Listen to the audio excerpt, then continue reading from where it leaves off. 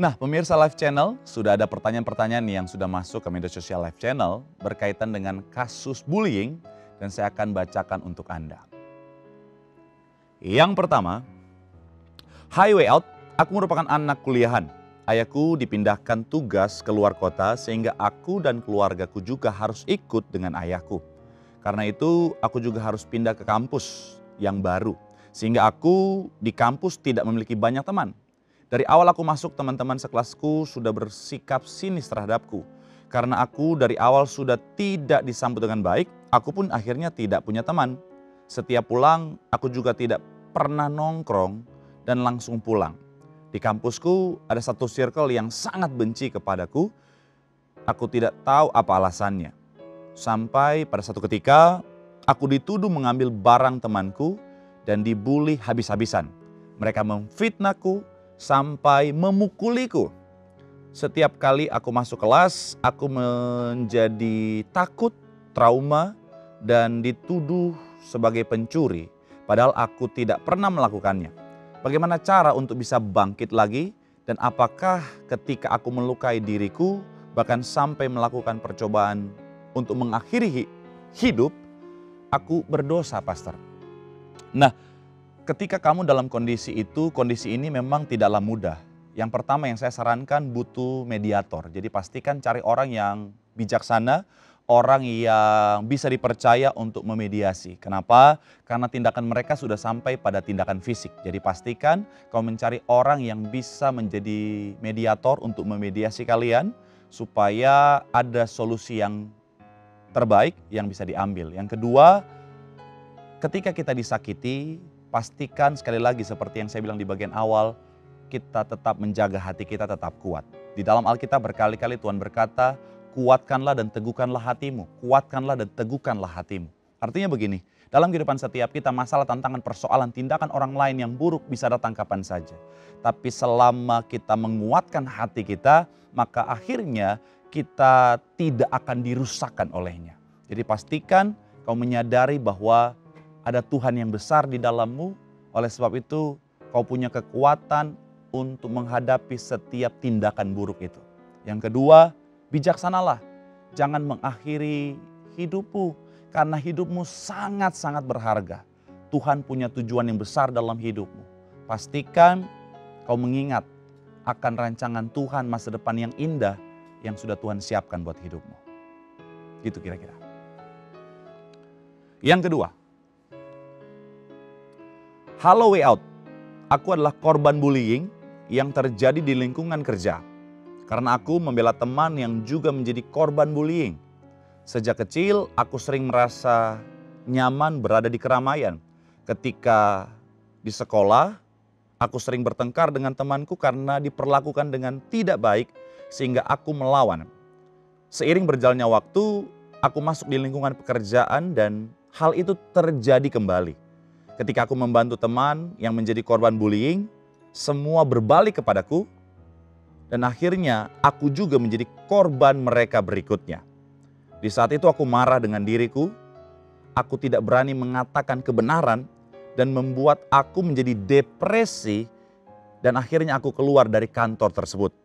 Saat ini kondisiku masih dalam pantauan medis dan yang harus saya lakukan adalah apa, Pastor? Untuk mengatasi depresi yang aku alami ini. Ketika membaca kisah kamu, saya teringat dengan satu kisah di mana ketika Elia ngalamin yang namanya depresi. Seorang nabi sehebat Elia saja bisa ngalamin yang namanya depresi, dan yang menarik adalah yang Tuhan lakukan adalah 3 hal. Yang pertama, Tuhan pulihkan tubuhnya dulu. Yang kedua, Tuhan pulihkan hati dan jiwanya. Yang ketiga, Tuhan pulihkan tujuannya. Jadi ketika kau hari ini dalam keadaan depresi, yang pertama pulihkan tubuhmu. Bukan sebuah kebetulan ada satu ungkapan yang berkata, mens sana in corpore sano.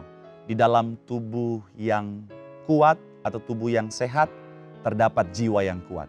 Pastikan kau makan yang cukup, istirahat yang cukup, olahraga yang cukup, maka itu akan membantumu untuk punya jiwa yang kuat. Yang kedua, pulihkan jiwamu. Dan tidak ada tempat yang terbaik untuk memulihkan jiwa selain daripada hadirat Tuhan. Bawa hatimu, bawa pikiranmu, bawa jiwamu kepada Tuhan. Dia sanggup memulihkan hati, pikiran, dan jiwamu.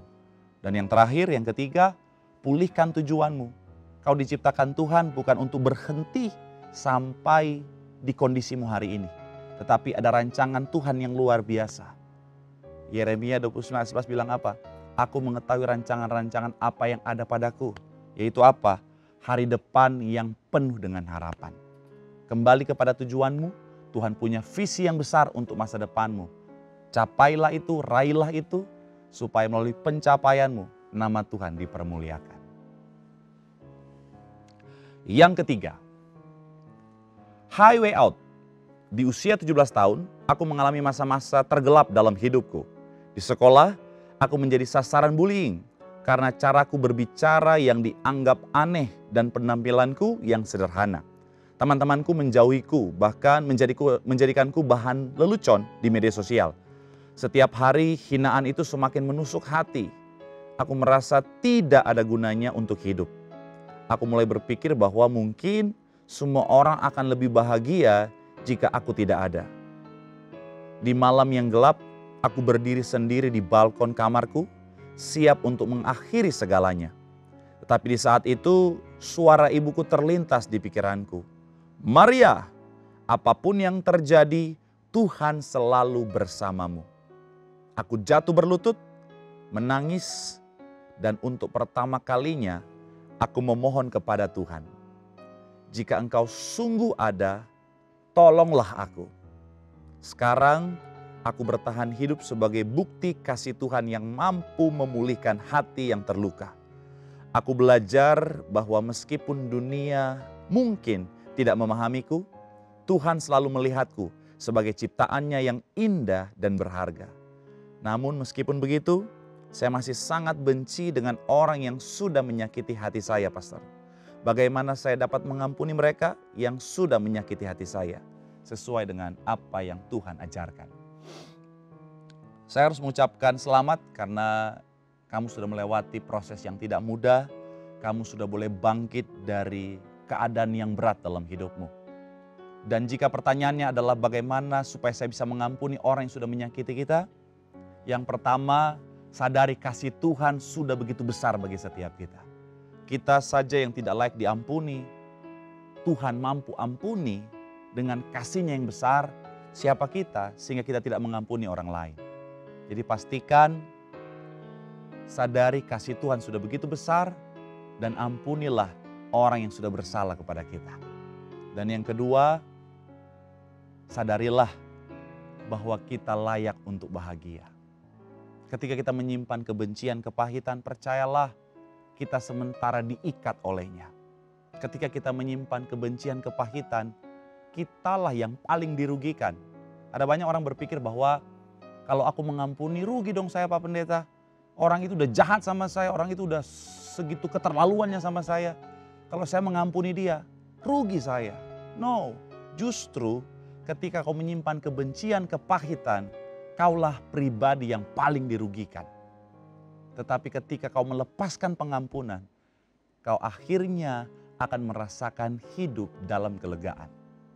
Dan yang ketiga, ingat baik, kebencian, kepahitan adalah dosa yang bisa menghalangi doa kita sampai pada Tuhan. So, lepaskan pengampunan supaya doamu tidak terhalang. Sehingga kau berdoa kepada Tuhan, Tuhan mendengar, Tuhan menjawab. Kabar baiknya, ketika kau melepaskan pengampunan, Tuhan lepaskan berkat dari sorga bagi setiap kita. Yang terakhir, yang keempat. Halo way out. Aku salah satu guru BK di sebuah sekolah Kristen.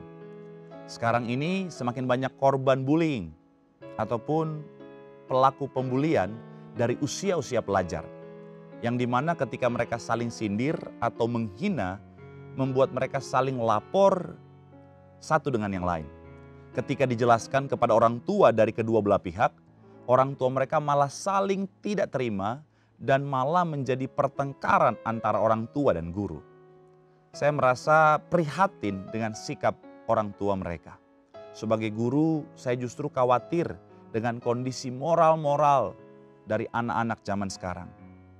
Apa yang harus saya lakukan supaya dapat menyikapi ini dengan baik.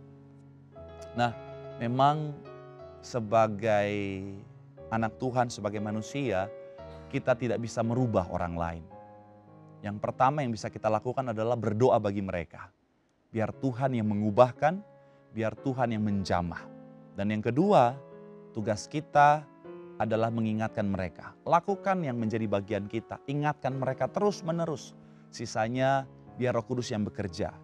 Karena kita percaya bagi Tuhan tidak ada perkara yang mustahil. Tuhan mampu menjamah hati mereka, menyentuh hati mereka. Untuk mereka punya sikap yang baik, sikap yang benar. Karena itu akan sangat berdampak dan sangat menentukan masa depan anak-anak mereka. Oke, dari keempat pertanyaan-pertanyaan yang sudah kita jawab tadi, kita bisa melihat bahwa perilaku bullying itu bisa terjadi di mana saja, kapan saja, dan bagi siapa saja. Oleh sebab itu pastikan kita ingat baik. Dari sisi kita, jangan pernah lakukan bullying. Kenapa? Karena apa yang kita tabur akan kita tuai, dan kita tidak tahu betapa besar dampak perkataan kita, tindakan kita terhadap kehidupan orang lain.